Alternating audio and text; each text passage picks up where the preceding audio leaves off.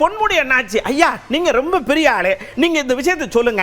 இந்த மாதிரி எடப்பாடி ஐயா 210 ஜெயிச்சு நாங்க தான் ஆட்சி கட்டில சடக்குன்னு உட்காருவோம், ஏகப்பட்டதை செய்வோம் அப்படின்னு சொல்லிக்கிட்டு இருக்காருன்னு சொன்ன உடனே இங்க பாருங்க, ஒரு மனுஷன் டயர்டாகி தூங்குறான், கனவு வரும். அந்த கனவுல விஷயம் வர்றதுக்கெல்லாம் நம்ம பதில் சொல்ல முடியாதுயா அப்படின்னு ஐயா பெருந்தன்மையோட சொல்லுதாங்க.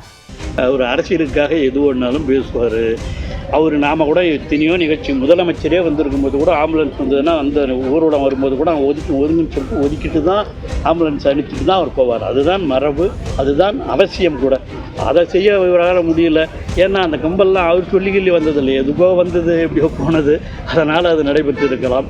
அதன் மீது அதை வைத்துக்கொண்டு ஒரு அரசியல் செய்ய நினைக்கிறாரே தவிர அதில் உண்மையாக எந்த விதமான நடவடிக்கையும்.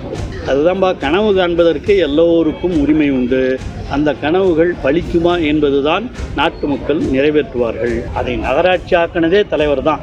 ஆனால் இன்றைக்கி என்னென்னமோ பேசிட்டு போகிறாங்க. அவங்க பேசுவதற்கென்று அவர்கள் எதிர்க்கட்சி அப்படித்தான் பேசுவார்கள். ஆனால் நாங்கள் செய்ய வேண்டிய கடமையை மிக குறிப்பாக சிறப்பாக செய்து கொண்டிருக்கிறோம்.